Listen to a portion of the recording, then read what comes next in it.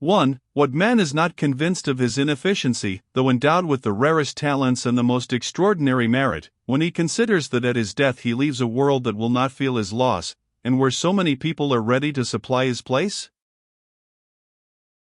2. All the worth of some people lies in their name. Upon a closer inspection it dwindles to nothing, but from a distance it deceives us.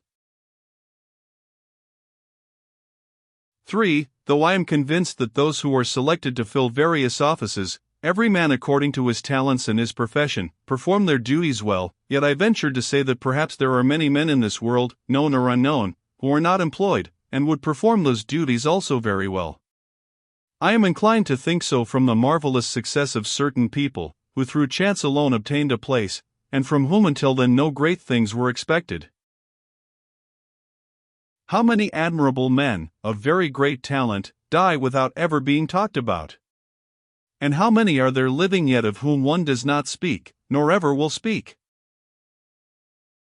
For, a man without eulogists and without a set of friends, who is unconnected with any clique, stands alone, and has no other recommendations but a good deal of merit, has very great difficulty in emerging from his obscurity and in rising as high as a conceited noodle who has a good deal of influence.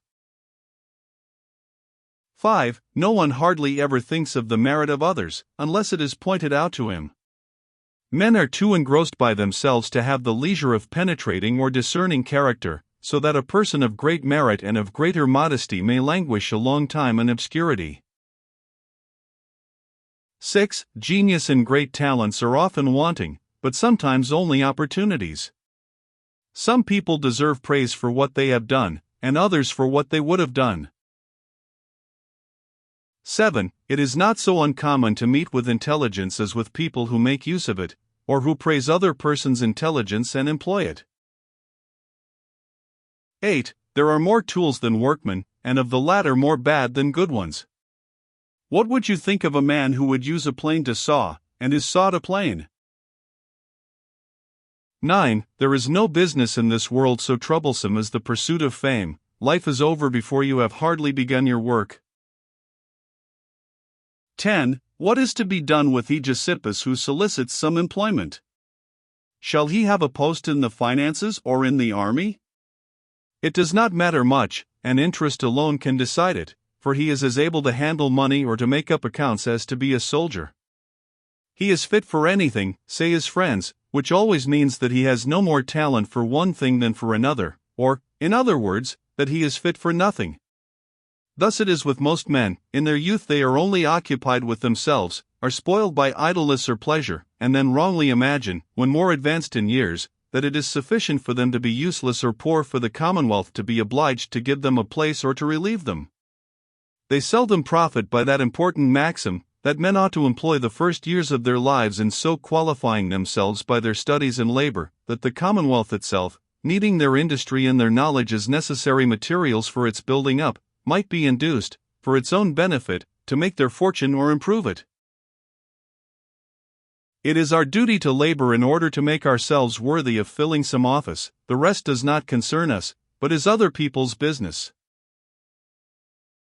11. To make the most of ourselves through things which do not depend on others but on ourselves alone, or to abandon all ideas of making the most of ourselves, is an inestimable maxim and of infinite advantage when brought into practice, useful to the weak, the virtuous, and the intelligent, whom it renders masters of their fortune or their ease, hurtful to the great, as it would diminish the number of their attendants, or rather of their slaves, would abate their pride, and partly their authority, and would almost reduce them to the pleasures of the table and the splendor of their carriages. It would deprive them of the pleasure they feel in being entreated, courted, solicited, of allowing people to dance attendance on them, or of refusing any request, of promising and not performing. It would thwart the disposition they sometimes have of bringing fools forward and of depressing merit when they chance to discern it. It would banish from courts plots, parties, trickery, baseness, flattery, and deceit. It would make a court, full of agitation, bustle, and intrigue, resemble a comedy, or even a tragedy, where the wise are only spectators. It would restore dignity to the several conditions of men, serenity to their looks, enlarge their liberty,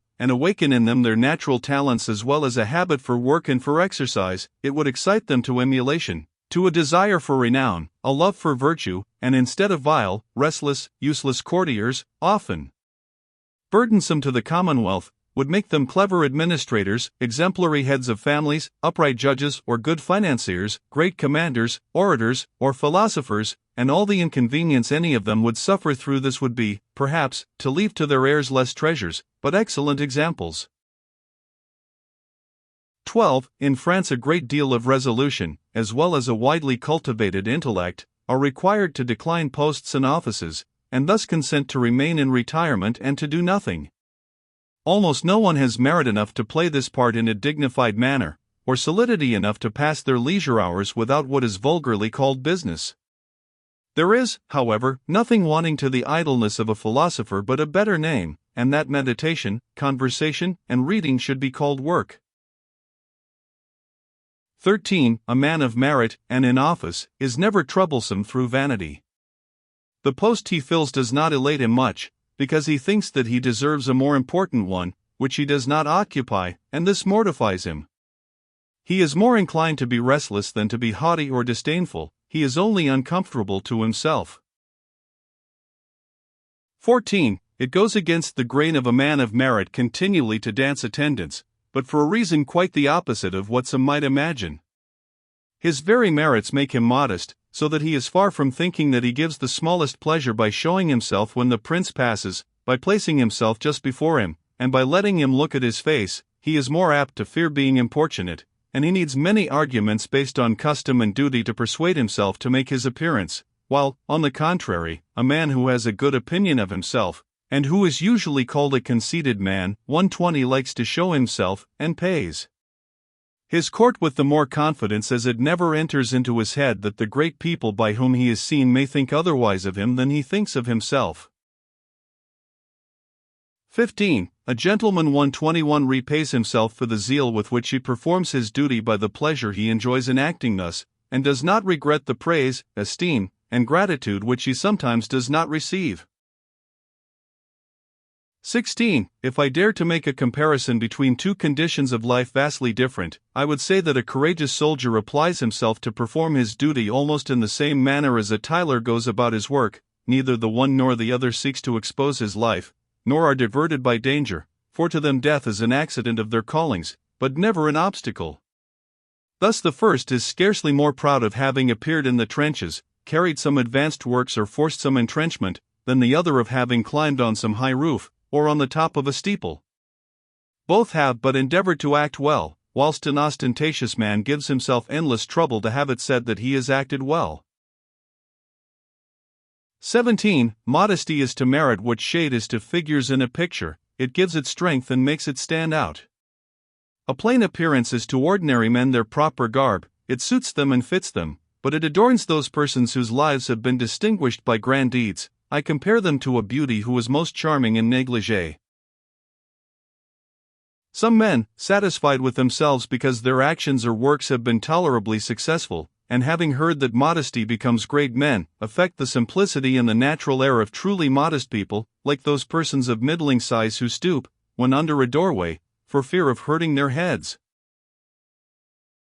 18. Your son stammers, do not think of letting him make speeches. Your daughter, too, looks as if she were made for the world, so never imure her among the Vestals. 122 Xanthus, your freedman, is feeble and timorous, therefore do not delay, but let him instantly leave the army and the soldiers. 123 You say you would promote him, heap wealth on him, overwhelm him with lands, titles, and possessions, make the most of your time, for in the present age they will do him far more credit than virtue. But this will cost me too much, you reply. Ah, Crassus, do you speak seriously? Why, for you to enrich Xanthus, whom you love, is no more than taking a drop of water from the Tiber, and thus you prevent the bad consequences of his having entered a profession for which he was not fit. 19. It is virtue alone which should guide us in the choice of our friends, without any inquiry into their poverty or riches, and as we are resolved not to abandon them in adversity, we may boldly and freely cultivate their friendship even in their greatest prosperity. 20. If it be usual to be strongly impressed by things that are scarce, why are we so little impressed by virtue? 21. If it be a happiness to be of noble parentage, it is no less so to possess so much merit that nobody inquires whether we are noble or plebeian. 22. From time to time have appeared in the world some extraordinary and admirable men, refulgent by their virtues, and whose eminent qualities have shone with prodigious brilliancy, like those uncommon stars of which we do not know why they appear, and know still less what becomes of them after they have disappeared. These men have neither ancestors nor posterity, they alone are their whole race. 23. A sensible mind shows us our duty and the obligation we lie under to perform it, and if attended with danger, to perform it in spite of danger, it inspires us with courage or supplies the want of it. 24. He who excels in his art, so as to carry it to the utmost height of perfection, goes in some measure beyond it, and becomes the equal of whatever is most noble and most transcendental. Thus V is an artist, C a musician, and the author of Pyrame a poet, but Mignard is Mignard, Lully is Lully, and Corneille is Corneille. 124. 25. A man who is single and independent, and who has some intelligence, may rise above his fortune, mix with the world, and be considered the equal of the best society, which is not so easily done if encumbered. Marriage seems to place everybody in their proper station of life. 26. Next to personal merit, it must be owned that from eminent dignities and lofty titles men derive the greatest distinction and luster, and thus a man who will never make an Erasmus 125 is right when he thinks of becoming a bishop. 126. Some, to spread their fame, heap up dignities, decorations, 127 bishoprics, become cardinals, and may want the tiara. But what need for Trophime 128 to become a cardinal? 27. You tell me that Philemon's 129 clothes blaze with gold, but that metal also shone when they were in the tailor's shop. His clothes are made of the finest materials, but are those same materials less fine in the warehouse or in the whole piece? But then the embroidery and trimmings make them still more magnificent. I praise, therefore, the skill of his tailor. Ask him what o'clock it is, and he pulls out a watch, a masterpiece of workmanship. The handle of his sword is an onyx, 130, and on his finger he wears a large diamond which dazzles our eyes and has no flaw. He wants none of all those curious knickknacks which are worn more for show than service, and is as profuse 131 with all kinds of ornaments as a young fellow who has married a wealthy old lady. Well, at last you have excited my curiosity. I should, at least, like to see all this finery. Send me Philemon's clothes and jewels, but I do not wish to see him. You are mistaken, Philemon, if you think you will be esteemed a whit the more for your showy coach, the large number of rogues who follow you, and those 6 horses that draw you along. We mentally remove all splendor which is not properly yours, to reach you personally, and find you to be a mere conceited noodle. Not but that a man is sometimes to be forgiven who, on account of his splendid retinue, his rich clothes, and his magnificent carriage, thinks himself of more noble descent and more intelligent than he really is, for he sees this opinion expressed on the countenances and in the eyes of those who speak to him. 132. 28. At court, and often in the city, a man in a long silken cassock or one of very fine cloth, 133, with a broad cincture tied high upon his stomach, shoes of the finest Morocco leather, and a little skullcap of the same material, with well-made and well-starched bands, his hair smoothed down, and with a ruddy complexion, who, besides, remembers some metaphysical distinctions, explains what is the lumen gloriae, and what it is to behold God face to face. 134 is called a doctor. 135 A man of humble mind, who is immured in his study, who has meditated, searched, compared, collated, read or written all his lifetime, is a man of learning. 136. 29. With us a soldier is brave, a lawyer learned. We proceed no farther. Among the Romans a lawyer was brave and a soldier learned. A Roman was a soldier and a lawyer. 30. A hero seems to have but one profession, namely, to be a soldier, whilst a great man is of all professions a lawyer, a soldier, a politician, or a courtier. Put them both together and they are not worth an honest man. 137. 31. In war it is very difficult to make a distinction between a hero and a great man, for both possess military virtues. It seems, however, that the first should be young, daring, unmoved amidst dangers and dauntless, whilst the other should have extraordinary sense, great sagacity, lofty capacities, and a long experience. Perhaps Alexander was but a hero, and Caesar a great man. 138. 32. Emilius 139 was born with those qualities which the greatest men do not acquire without guidance, long study, and practice. He had nothing to do in his early years but to show himself worthy of his innate talents, and to give himself up to the bent of his genius. He has done and performed deeds before he knew anything, or rather, he knew what was never taught him. I dare say it, many victories were the sport of his childhood. A life attended by great good fortune as well as by long experience would have gained renown by the mere actions of his youth. 140 He embraced all opportunities of conquest which presented themselves, whilst his courage and his good fortune created those which did not exist. He was admired for what he has done, as well as for what he could have done. He has been looked upon as a man incapable of yielding to an enemy, or giving way to numbers or difficulties, as a superior mind, never wanting in expediency or knowledge, and seeing things which no one else could see, as one who was sure to lead to victory when at the head of an army, and who singly was more valuable than many battalions, as one who was great in prosperity, greater when fortune was against him. The being compelled to raise a siege 141 or to beat a retreat have gained him more honor than a victory, and they rank before his gaining battles or taking of towns, as one full of glory and modesty. He has been heard to say, "I fled," as calmly as he said, "We beat the enemy." He was a man devoted to the state. 142 To his family, to the head of that family. 143 Sincere towards God and men, as great an admirer of merit as if he had not been so well acquainted with it himself. A true, unaffected, and magnanimous man, in whom none but virtues of an inferior kind were wanting. 144. 33. The offspring of the gods. 145 If I may express myself so, are beyond the laws of nature, and, as it were, an exception to them. They expect almost nothing from time or age, for merit, in them, precedes years. 146 They are born well informed, and reach manhood before ordinary men abandon infancy.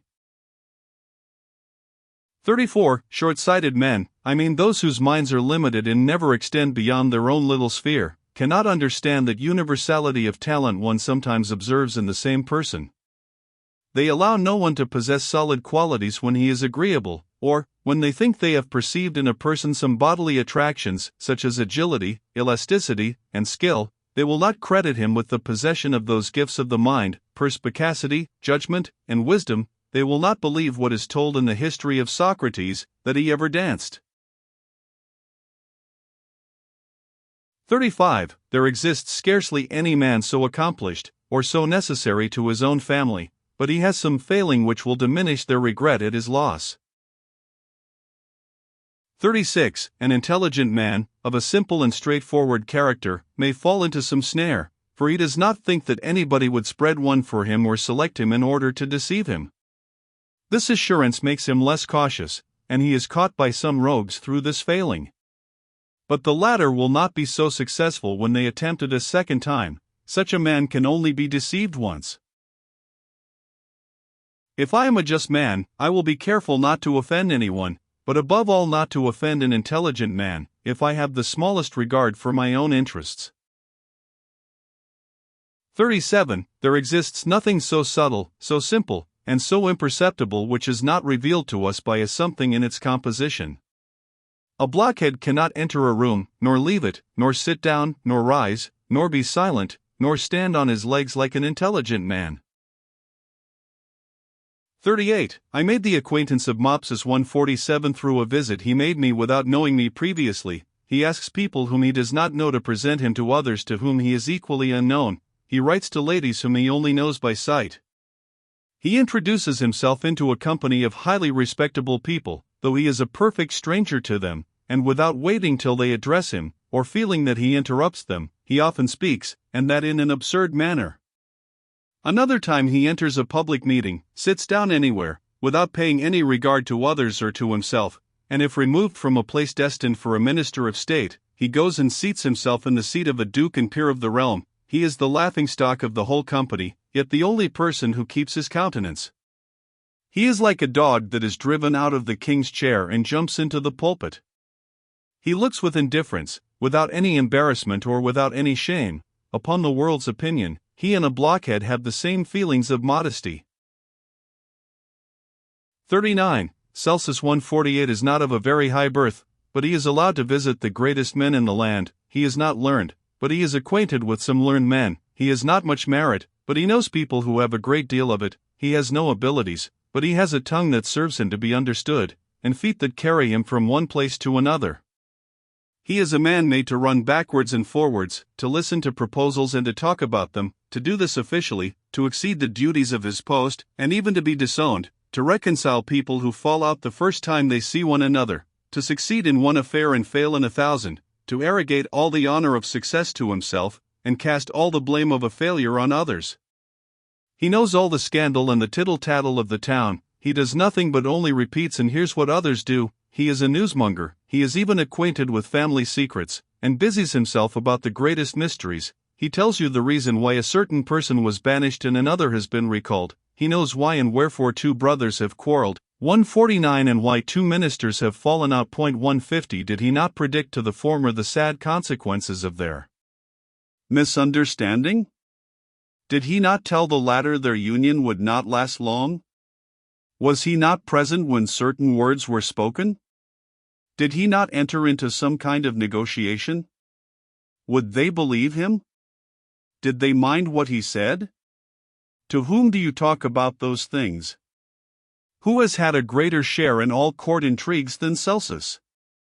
And if it were not so, or if he had not dreamed or imagined it to be so, would he think of making you believe it?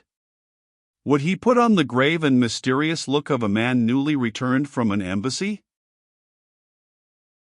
40. Menippus 151 is a bird decked in various feathers which are not his. He neither says nor feels anything, but repeats the feelings and sayings of others. It is so natural for him to make use of other people's minds that he is the first deceived by it, and often believes he speaks his own mind or expresses his own thoughts when he is but the echo of some man he just parted with. He is bearable 152 for a quarter of an hour, but a moment after he flags, degenerates, loses the little polish his shallow memory gives him, and shows he has nothing more left. 153 He alone ignores how very far he is from the sublime and the heroic, and having no idea of the extent of his intelligence, ingenuously believes that he possesses as much as it is possible for any man to have, and accordingly assumes the air and manners of one who has nothing more to wish for nor to envy anyone. He often soliloquizes, and so little conceals it, that the passers-by see him and think he is always making up his mind, or is finally deciding some matter or other. If you bow to him at a certain time, you perplex him as to whether he has to return the bow or not, and, whilst he is deliberating, you are already out of his sight. His vanity, which has made him a gentleman, has raised him above himself, and made him what naturally he is not. When you behold him, you can judge he has nothing to do but to survey himself, so that he may perceive everything he wears suits him, and that his dress is not incongruous. He fancies all men's eyes are upon him, and that people come to look on him one after another. 41. A man who has a palace of his own, with apartments for the summer and the winter season, and yet sleeps in an entresol in the Louvre. 154 Does not act thus through modesty. Another, who, to preserve his elegant shape, abstains from wine and eats but 1 meal a day, is neither sober nor temperate, whilst it may be said of a third, who, importuned by some poor friend, finally renders him some assistance, that he buys his tranquillity, but by no means that he is liberal. It is the motive alone that gives merit to human actions, and disinterestedness perfects them.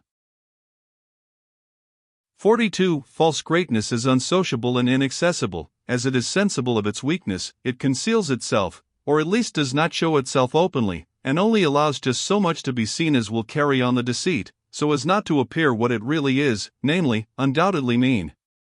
True greatness, on the contrary, is free, gentle, familiar, and popular. It allows itself to be touched and handled, loses nothing by being seen closely, and is the more admired the better it is known.